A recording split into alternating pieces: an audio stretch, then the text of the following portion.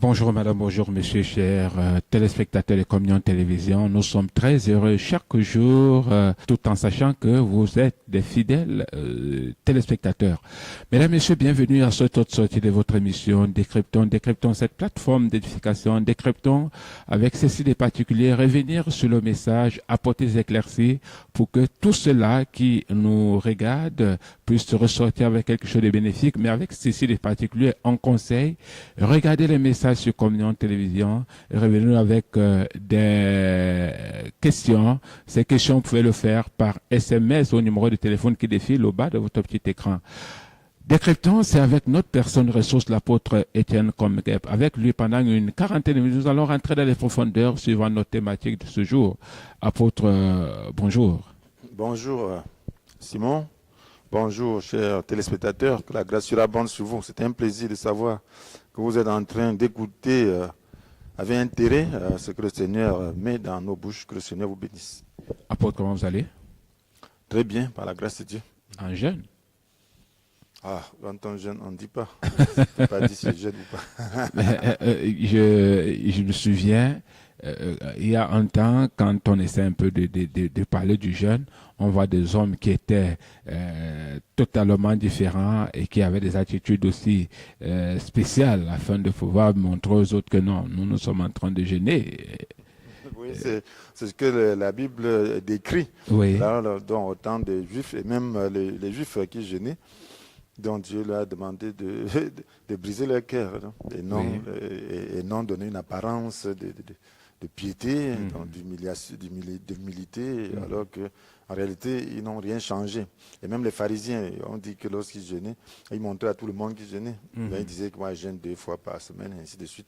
Oui. Alors, donc, ils s'en vantaient par rapport aux publicains qui passaient le temps à manger. Ah, à dire que pour eux, le jeûne, ça devenait un sujet de joie, un sujet de joie pour ceux-là qui ne faisaient pas. En fait, quand ils faisaient, ils étaient en joie, disant qu'ils le faisaient pour Dieu, apôtre. Voilà, ils étaient fiers, donc un sujet d'orgueil, donc des mépris des autres.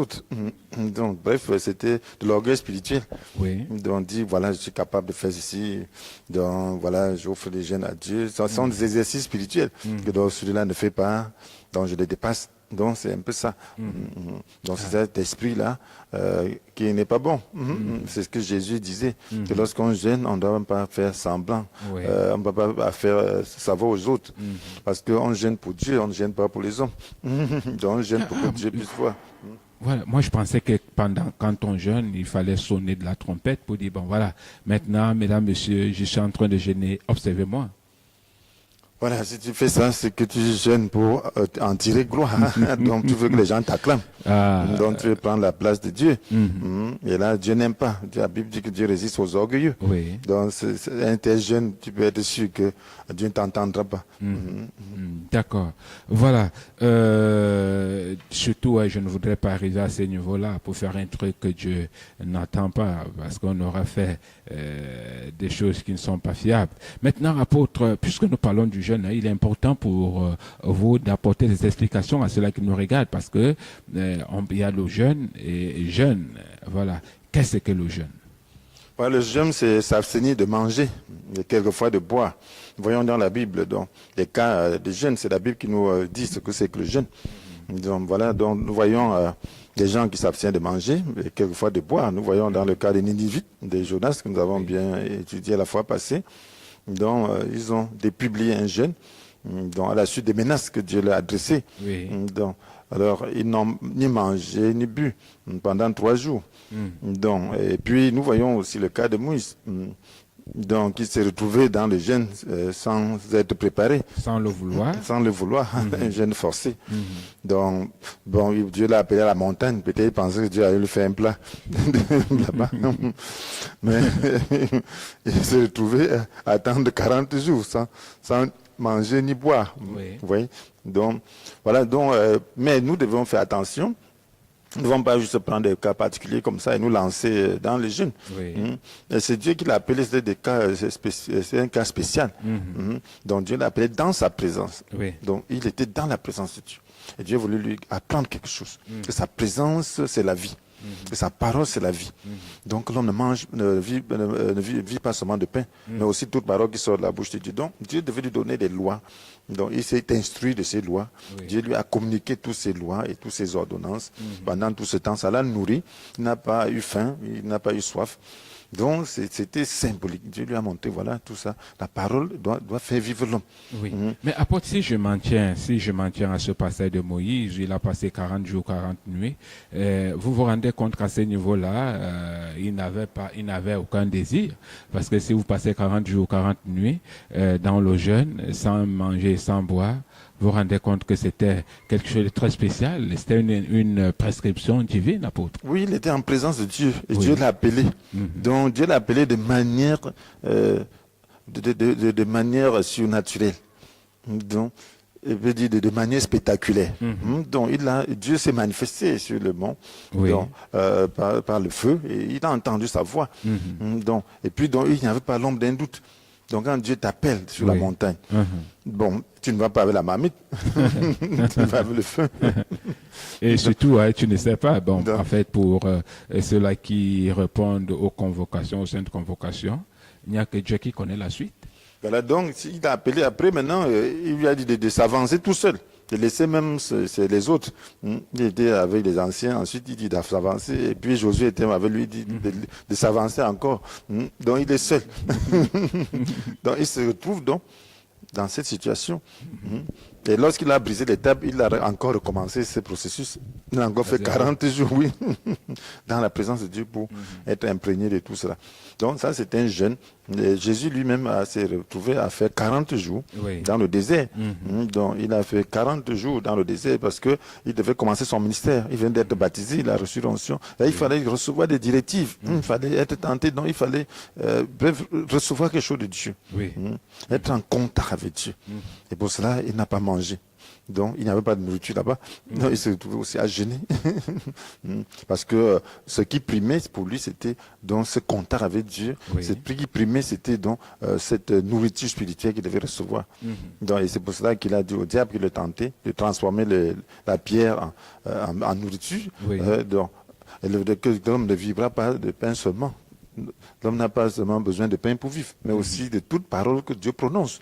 Donc, alors, Dieu lui a donné des paroles, donc ça l'a fait vivre. Donc, pour prouver que cette parole peut faire vivre quelqu'un. Si bien qu'il n'ait pas besoin, parce que c'est la parole qui a créé l'homme. Si Dieu te donne sa parole, ça peut aussi te maintenir, te faire survivre. Ben, ça, c'est des cas spéciaux. Mais maintenant, nous devons comprendre que lorsque nous jeûnons comme exercice spirituel, et sans que ce soit vraiment quelque chose de très spectaculaire, nous ne devons pas dépasser un certain nombre de jours, nous devons tenir compte de la loi de la nature. D'accord. Nous allons entrer là-dedans, apôtre, pour que vous puissiez nous apporter beaucoup plus d'éclaircies. Mais maintenant, quelle est la pensée de Dieu face aux jeunes? Est-ce que Dieu a une pensée en regardant les hommes par rapport aux jeunes? Oui, je crois qu'il a exprimer sa pensée dans la prescription qu'il a faite, parce qu'il y a une seule prescription qu'il a faite concernant le jeûne.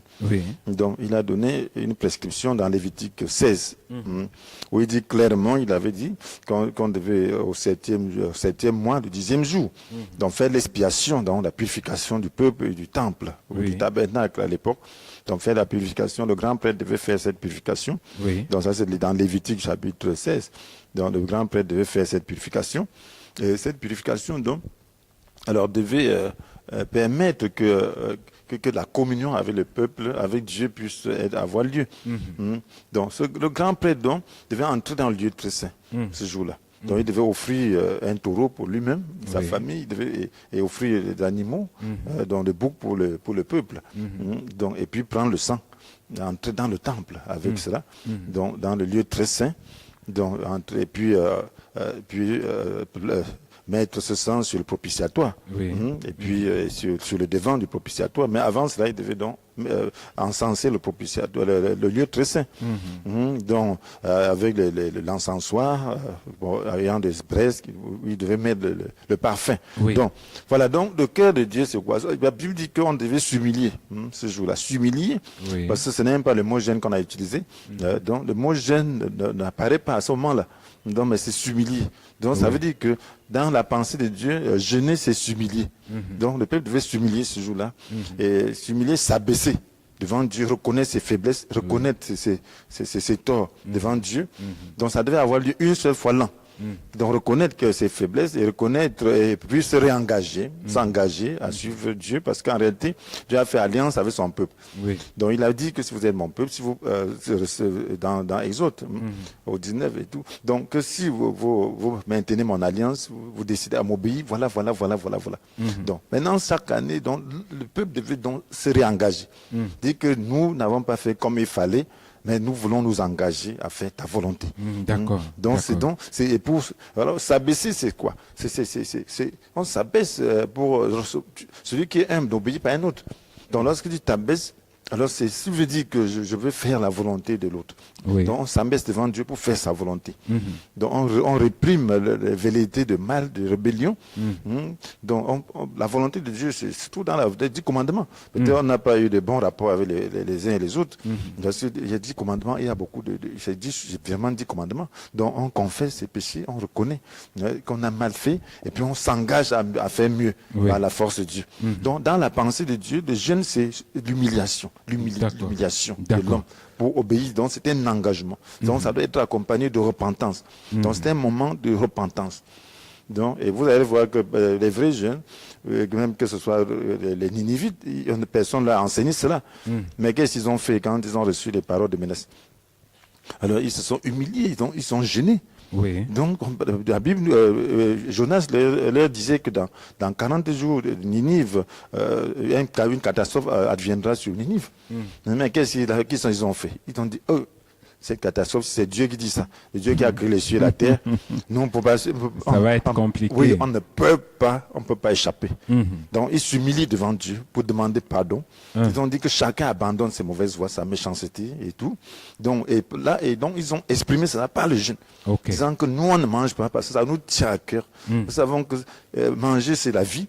Et donc, si on refuse de manger, ça veut dire que ce qu'on est en train d'exprimer là est au même titre que la vie. Donc, ils tiennent à la vie. Ils disent que Seigneur, nous voulons, nous prenons, nous considérons ta parole, mais nous voulons changer. Donc, ils expriment leur volonté d'un engagement à faire la volonté de Dieu. D'accord. Leur engagement à faire la volonté de Dieu. Mais maintenant, apôtre, l'homme peut jeûner selon sa propre volonté. Est-ce que d'une manière claire, il peut s'asseoir et dire que ben voilà, maintenant je vais jeûner, et s'il le fait? Voilà, donc ça dépend de ce qu'il veut exprimer, parce qu'en réalité, la Bible nous dit de rechercher l'humilité. Donc, si tu vois que ton comportement n'est pas vraiment tel que tu devrais exprimer, ton comportement n'est pas ce que tu attends, ce n'est pas selon les normes de Dieu, et tu en es dépité, tu peux gêner. Donc, c'est une expression de ta volonté, tu veux changer, mais tu n'arrives pas. Donc tu sais qu'il y a une dimension, tu n'arrives pas. Tu gênes. Tu dis, Seigneur, j'exprime mon cœur, j'exprime mon désir de pouvoir changer. Je sais que ce n'est que par ta grâce que je peux changer. Ce n'est que par ta grâce que je peux vaincre ceci ou cela. Donc là, en ce temps-là, tu gênes. Donc pour exprimer cela, pour exprimer ce besoin à Dieu, pour t'humilier. La Bible dit que c'est un jour l'homme a humilié son âme dans certaines versions du second. Humilier son âme, ça veut dire que tu t'abaisses volontairement. Tu dis, parce que la Bible dit que quoi? Que Dieu résiste aux orgueilleux et que l'humilité précède la gloire. Donc si tu t'humilies ainsi, Dieu va mettre sa gloire en toi. Si tu le fais vraiment par rapport à ça et de tout ton cœur, selon les principes bibliques. D'accord. Mais maintenant, pourquoi ou pour qui doit-on gêner?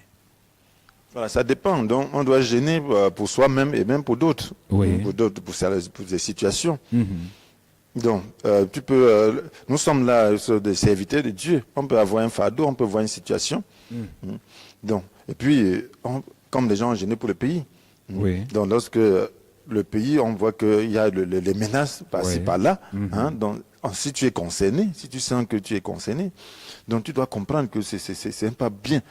Alors, en gênant, donc, tu es en train d'exprimer ton humilité, et que si le pays arrive à ce niveau, nous sommes tous coupables. Donc, le peuple est coupable, mais je fais partie de ce peuple, et moi, je ne suis pas aussi parfait que ça. Donc, je veux m'humilier devant Dieu et me repentir pour que, en réalité, Dieu puisse nous écouter si c'est possible. Donc, c'est s'abaisser pour que Dieu puisse écouter. Donc, c'est la même chose concernant une situation, peut-être même le salut des gens. concernant le salut des âmes. Tu peux voir les gens, des âmes qui sont endurcies, Oui. mais il n'y a aucun moyen de pouvoir les aider.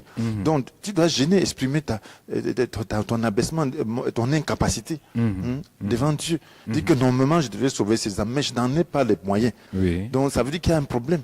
Donc, je m'abaisse. Je sais qu'il y a un problème, tu me repens de mon péché. Peut-être je ne le connais pas, mais réveille-moi de mon péché.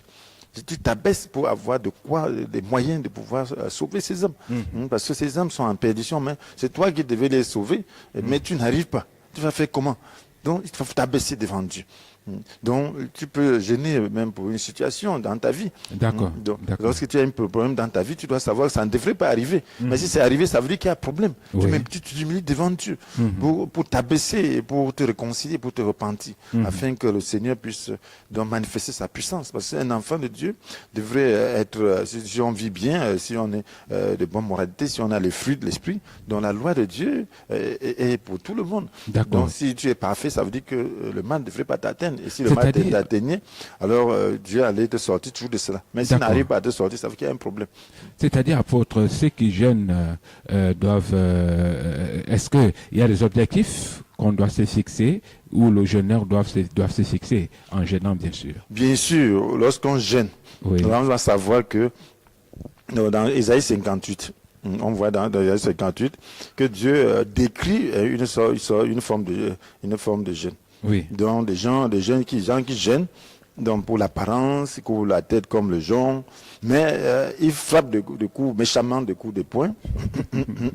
Ils traitent durement leurs serviteurs. Oui. Donc ils font vraiment des choses qui ne sont pas bien. Oui. Mais le Seigneur dit qu'un tel jeûne, lui, il ne prend pas plaisir. Le jeûne auquel il prend plaisir, c'est lorsque tu dénoues les liens de la méchanceté. Oui. Tu dois dénuer le loin du mal, donc la courroie de méchanceté et tout. Donc, ça veut dire que quoi? Ça veut dire que lorsque tu jeûnes, tu dois te fixer pour objectif que tu dois améliorer ton caractère. Donc, le lien de méchanceté, c'est quoi? Ça veut dire que c'est une loi. La Bible dit que celui qui pêche est esclave du péché. Oui. Donc, les hommes ont souvent des habitudes, des mauvaises habitudes. Si tu remarques cette mauvaise habitude dans ta vie, tu dois te dire que à travers ce jeûne, je voudrais changer. Donc, que je m'humilie devant Dieu et qu'à travers ce jeûne, vraiment ce lien soit brisé. Oui. S'il y a des choses qui reviennent dans ta vie, tu dois dire non, Seigneur, je m'humilie, je prie que ça ne revienne plus. Donc, on doit se fixer un objectif de pratiquer l'amour. Parce que c'est l'amour qui est le centre. Le résumé de la loi, c'est le centre. La Bible dit que ce jeûne, c'est celui-là, c'est un jeûne qui consiste à donner à manger à celui qui a faim. Oui. Donc, qui consiste à pratiquer l'hospitalité, et ainsi de suite. Donc, on dit que si tu pratiques ça, donc, en réalité, quand tu feras appel au Seigneur, il va t'écouter. Donc, ça veut dire que lorsqu'on veut jeûner, donc, on doit faire très, très attention à son caractère, aux actes qu'on pose pendant le jeûne. Donc, ça doit être un moyen donc, de cultiver une habitude d'amour. Donc, parce que si tu cultives une certaine habitude, si en posant des actes, tu fais attention, parce que souvent, quand tu jeûnes pas, peut-être, bon, tu es actif dans la vie et tu ne regardes pas trop tes actions. Mais lorsque tu es en train de jeûner, tu dois savoir que pour que Dieu t'agrée, il faut que tu pratiques l'amour. Donc, pour cela, tu dois faire plus attention à ton cœur, plus attention à tes actes. Et lorsque tu vas faire cela, tu vas voir, si tu es tenté, tu dois donc prier Dieu pour briser toute forme de velléité, de mal dans toi. Et là, tu vas sortir grandi. Donc, tu dois utiliser les moyens de Dieu, l'esprit, la parole, pour être meilleur pendant le jeûne. Alors, si tu pratiques le jeûne de cette manière, alors le Seigneur t'écoutera. Alors le Seigneur t'écoutera. Mais maintenant, apôtre, est-ce que ceux qui ont les problèmes, en fait, ceux qui ont les problèmes peuvent dire, bon voilà, ils peuvent faire la résistance pour dire, maintenant moi je vais jeûner pour que j'ai la solution à mes problèmes? Voilà, celui qui a des problèmes. Il a des problèmes pourquoi? Parce qu'il s'est éloigné de Dieu. Lorsque Dieu a créé Adam et Ève, il n'y avait pas de problème. Les problèmes ont commencé lorsque les gens sont éloignés de Dieu. Donc, le jeûne ne devrait pas être un prix qu'on paye pour résoudre un problème, pour que Dieu résolve un problème. Donc le jeûne devrait être un moyen de s'approcher de Dieu, parce qu'on était loin de lui. Et parce qu'on s'est éloigné de lui, le problème est arrivé. Donc je vois souvent, on dit aux gens, bon, jeûner 2 jours, 3 jours pour tel problème spirituel, bon, on ne les oriente pas normalement. On doit te dire que, alors, vous avez des problèmes avec Dieu. Parce que les gens comprennent comme c'était, ils payaient un prix pour auprès de pour Dieu, gêner, pour résoudre leurs problèmes. Et ils vont le faire facilement. Mhm. Mais parce qu'ils sont en train de payer le prix pour résoudre. Voilà, c'est le langage que l'homme charnel peut facilement comprendre. Oui. Mais chercher Dieu, se repentir, voilà, on devait te montrer tous les péchés que Dieu n'aime pas. Quelqu'un qui vient vers vous, il est un païen, il a des problèmes spirituels. Vous devez lui faire ce qu'ils appellent donc une confession exhaustive. Oui. Et lui montrer ce que Dieu n'aime pas. Alors lui, il est devant cela, donc il peut gêner pour se repentir, pour crier à Dieu que Seigneur, voilà, toutes ces choses-là, je les ai pratiquées. Oui. Voilà pourquoi cela m'est arrivé. Donc maintenant, je voudrais donc vraiment m'humilier devant toi, je voudrais changer. Donc le jeune doit être dans cet état d'esprit. D'accord. Et non comme un prix qu'il paye pour pouvoir avoir la solution à son problème. D'accord. Voilà. Maintenant, vous allez me dire que dans le jeune, il y a quand même un salaire à votre. Bon, il y a un bénéfice, c'est pas un salaire. C'est même pas un travail que tu fais. C'est toi qui t'humilies. Non, et puis, le Seigneur, la Bible nous dit que nous sommes pleinement comblés en lui. Oui. Donc nous sommes comblés en Christ. Donc c'est parce qu'on est éloigné de Christ qu'on a des problèmes. D'accord. Donc si le jeune nous rapproche de Christ, c'est même pas un salaire. Dieu nous a déjà tout donné. Lorsque Dieu a créé l'homme, il lui a donné la terre. C'était pour quel salaire? Il avait travaillé quoi? Il n'a même pas vu le travail de l'homme, de Dieu. Okay. Dieu a créé tout. Pendant 6 jours. Et l'homme en dernier lieu, donc il n'a même pas vu. L'homme, c'est qui est si tordu, je crois que si vous voyez même les dernières créations, il avait dit que c'est parce qu'il a contribué. Donc l'homme veut toujours travailler pour mériter. Mais ce n'est pas ça l'esprit de Dieu. Mais maintenant, apôtre, y a-t-il une différence entre jeûner selon Dieu et jeûner selon l'homme? Bien sûr, on peut jeûner selon l'homme, c'est quoi? C'est offrir effectivement le salaire pour obtenir quelque chose. Dire que si je jeûne là, et c'est ce que Dieu va... Voilà, j'ai besoin de tel don, je vais jeûner 20 jours, 40 jours pour obtenir, pour arracher ça d'entre les mains de Dieu. Oui. Donc, ce n'est pas ça l'esprit de Dieu.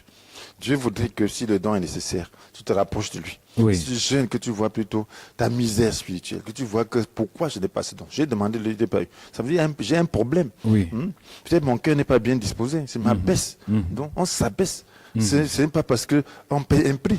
Oui. C'est parce qu'on veut se disposer, on voit qu'on n'est pas au niveau où Dieu nous attend. Donc on s'abaisse, on s'humilie pour que Dieu nous amène à ce niveau. Donc on s'humilie pour que l'esprit s'allège, pour que nous puissions donc être plus éveillés. Donc c'est de ça qu'il est question. Ce n'est pas un salaire qu'on doit payer. Donc l'esprit du salaire et mercenariat, ce n'est pas ça, l'esprit de Dieu. Ce n'est pas l'esprit de Dieu.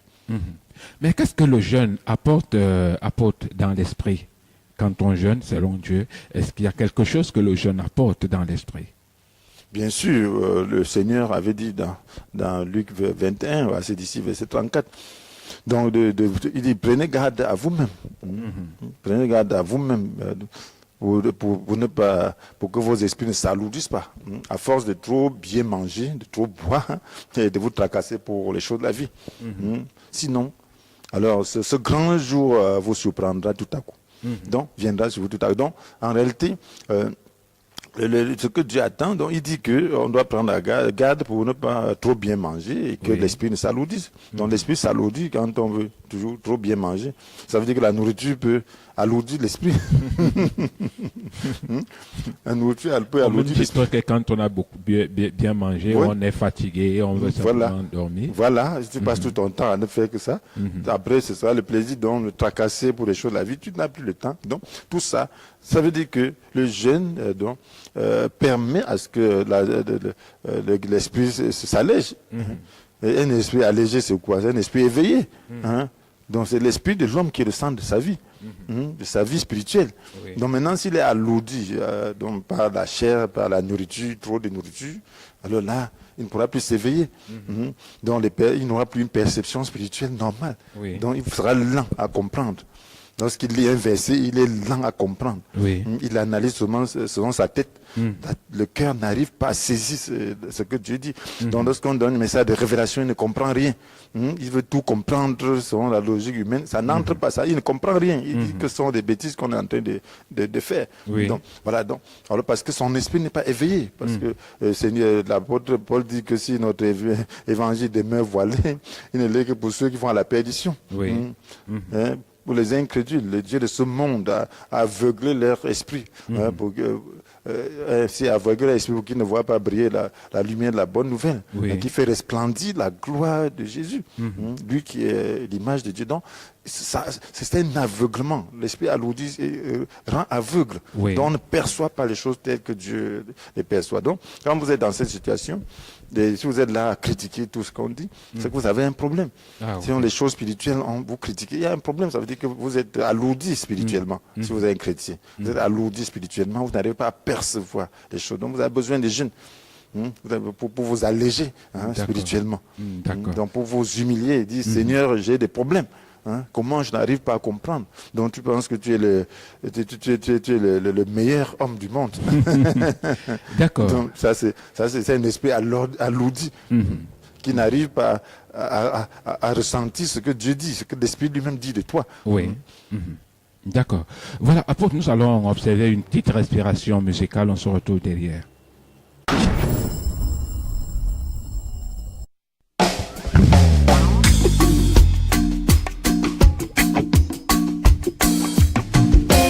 Pour le ciel, les étoiles qui scintillent et brillent, le soleil et la lune qui nous éclairent, le zéphyr et la source et la mélodie, et les fleurs si jolies évoquant l'amour. Oh merci, oh merci, oh merci, oh merci. Merci, oh merci, merci Seigneur. Oh merci, oh merci, oh merci, oh merci. Merci, oh merci, merci Seigneur. Pour la mer si immense et ses belles vagues, les ruisseaux et les fleuves qui se perdent en elle, les oiseaux si divers qui chantent si bien, et la pluie sur la terre tombe, chante et ruisselle. Oh merci, oh merci, oh merci, oh merci. Merci, oh merci, merci Seigneur. Oh merci, oh merci, oh merci, oh merci. Merci, oh merci, merci Seigneur. Pour le Père et la Mère que tu m'as donné, tous mes frères et mes sœurs, ma famille naturelle. Pour le Père merveilleux que Christ m'a donné, son amour qui me comble, son esprit en moi. Oh merci, oh merci, oh merci, oh merci. Merci, oh merci, merci Seigneur. Oh merci, oh merci, oh merci, oh merci. Merci, oh merci, merci Seigneur.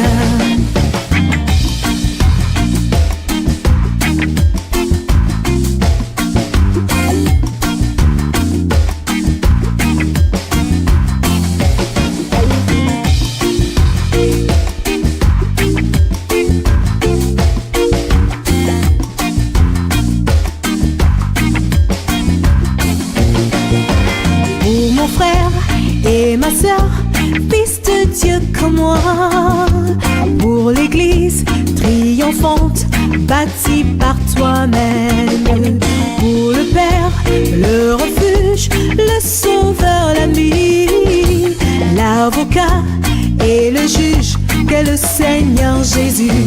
Oh merci, oh merci, oh merci, oh merci. Merci, oh merci. merci, merci Seigneur. Oh merci, oh merci, oh merci, oh merci, merci, oh merci, merci Seigneur. Oh merci, oh merci, oh merci, oh merci, merci, oh merci, merci Seigneur. Oh merci, oh merci, oh merci, oh merci, merci, oh merci, merci Seigneur.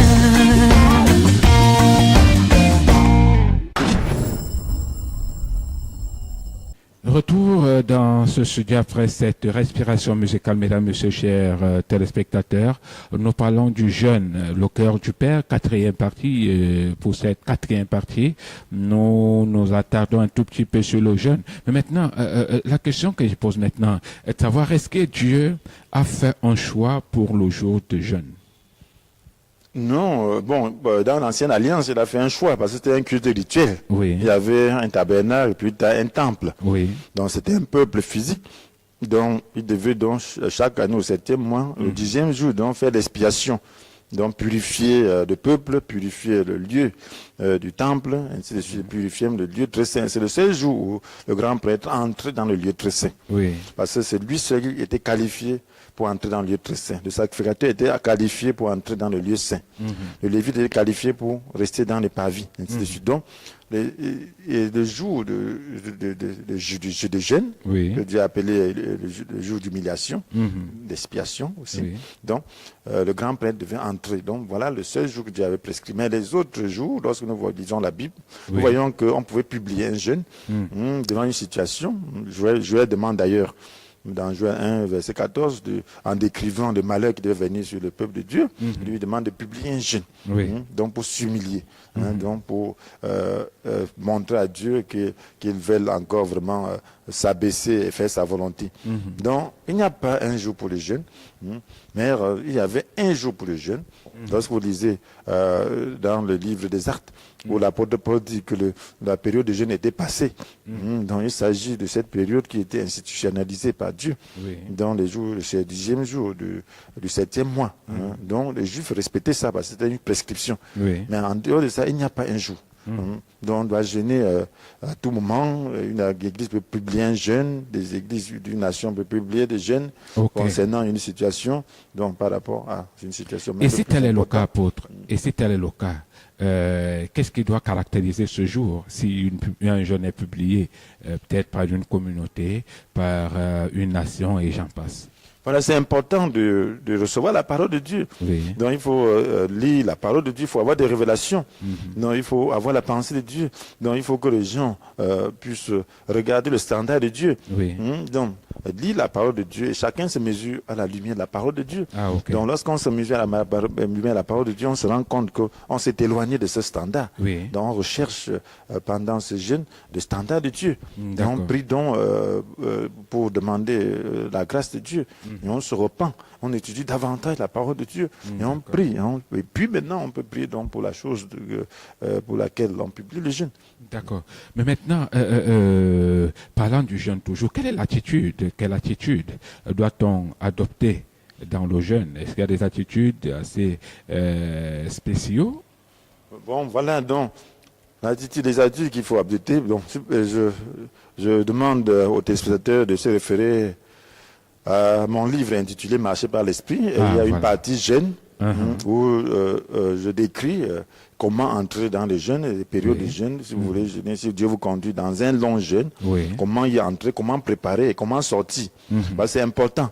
Donc, si vous voulez faire un jeûne qu'on appelle le jeûne complet, donc si vous voulez faire un jeûne sec, ça veut dire que vous ne mangez pas, vous ne buvez pas.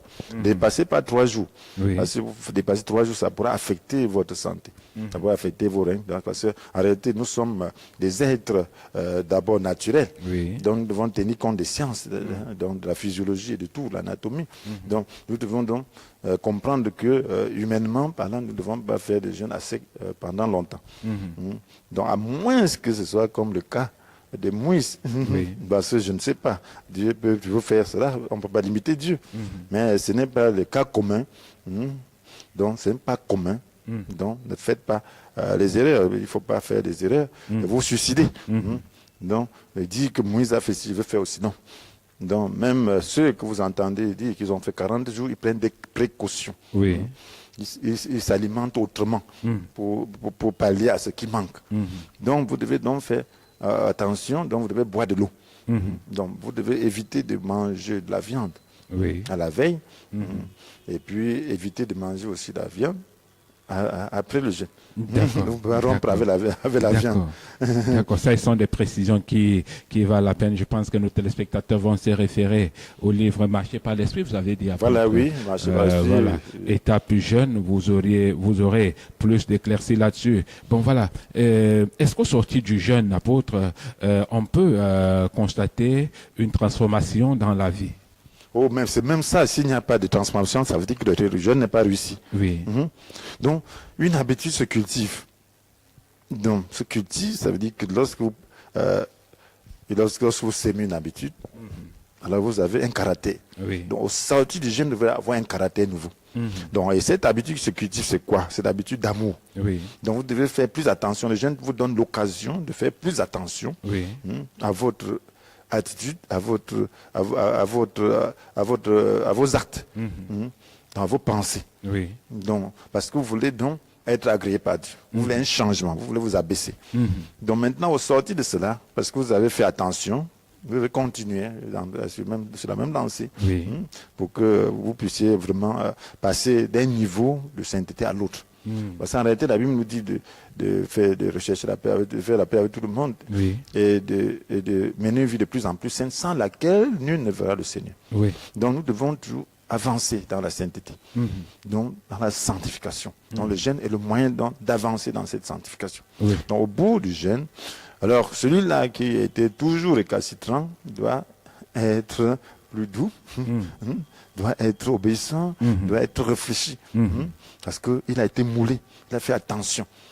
Au jour du jeûne, celui-là qui était bavard, qui était calomniateur, doit changer. Il doit plus être cette personne-là.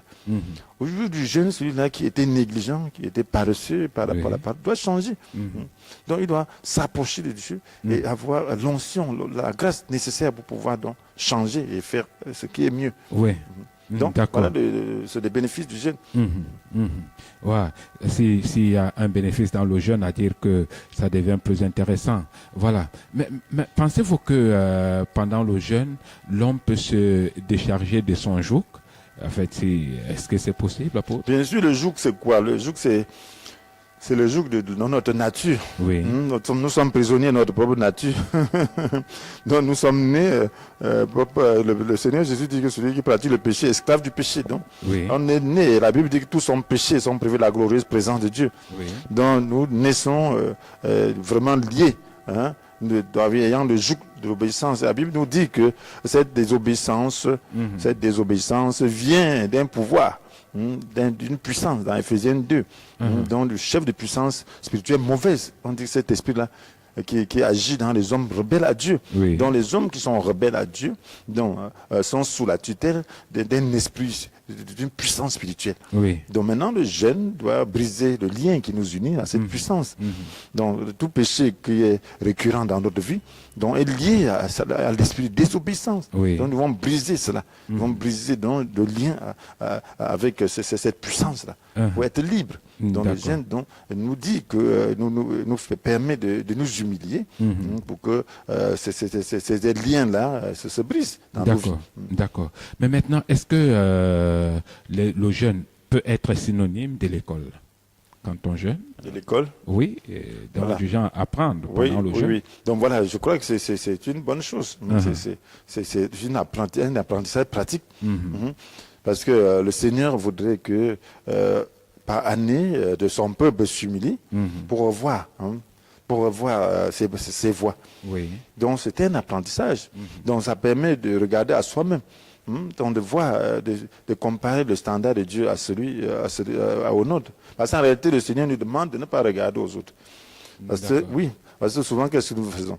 Nous regardons tel a mal fait, tel a mal fait. Mais le jeûne doit te permettre de regarder ce que toi-même tu es en train de, ce que toi-même tu es.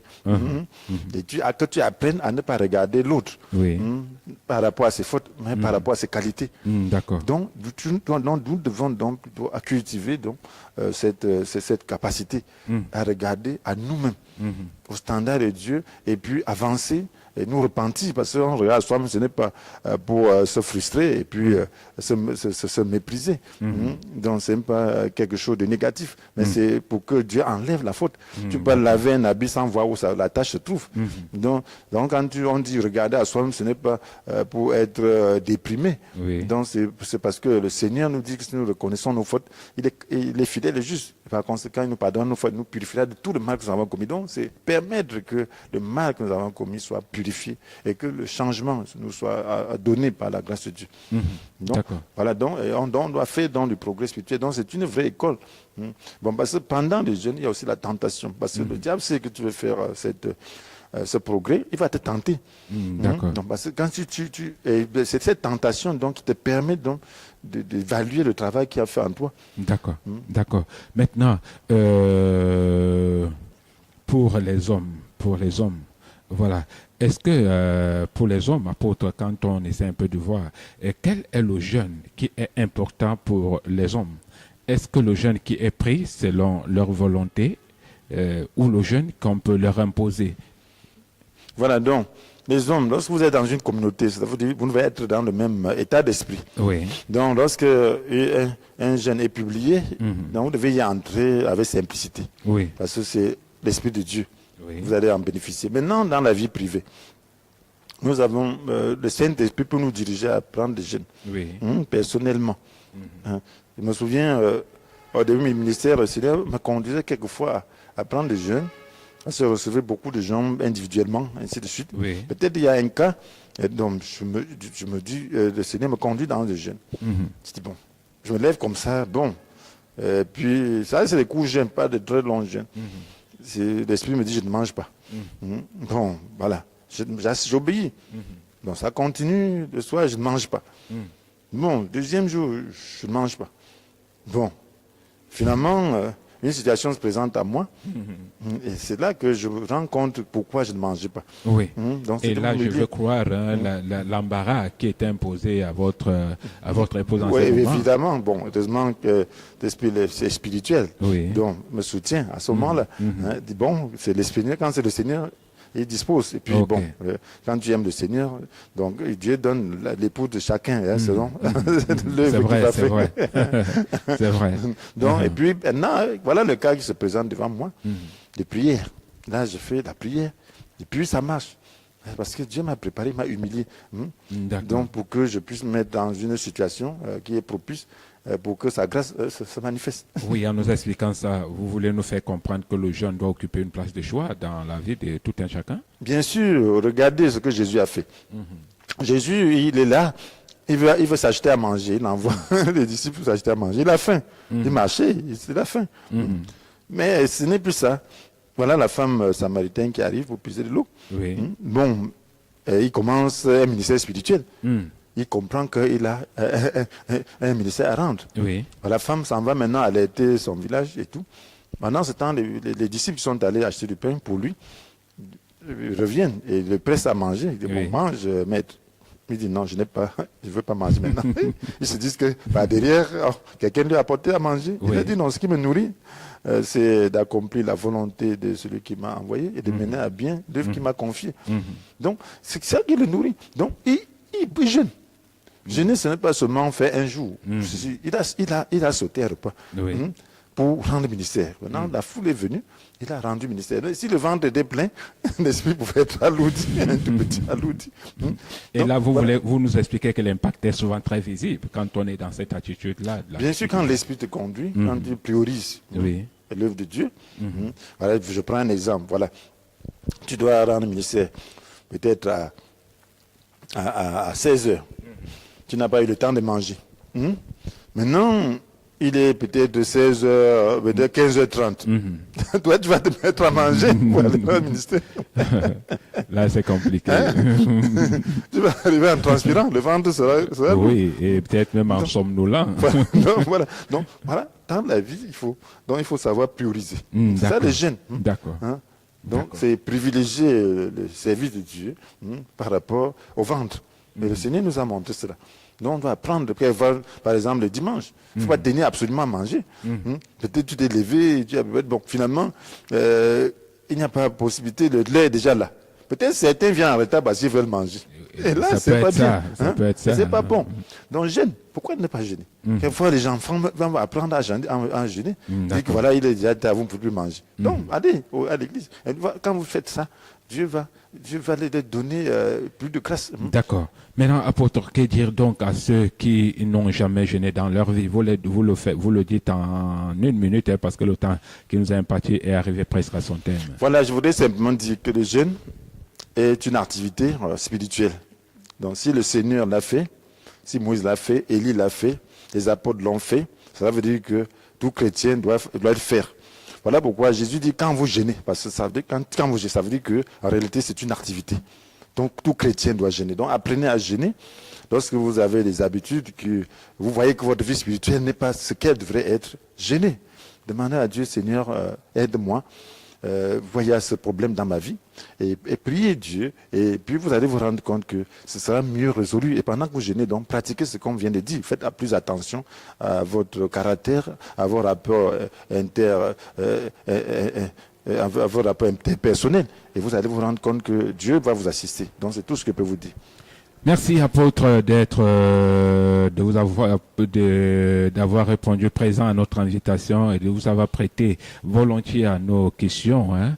Ça a été un réel plaisir pour nous de savoir que vous êtes venu nous apporter beaucoup plus d'éclaircies, surtout concernant le jeûne. C'est la grâce de Dieu, c'est moi qui vous remercie d'avoir cette opportunité de laisser que le Saint-Esprit m'utilise. D'accord. Mesdames, Messieurs, décryptons, Rantranga, restez scotchés, Communion Télévision, les programmes se poursuivent. Quant à moi, très bientôt sur les ondes. Merci, allez.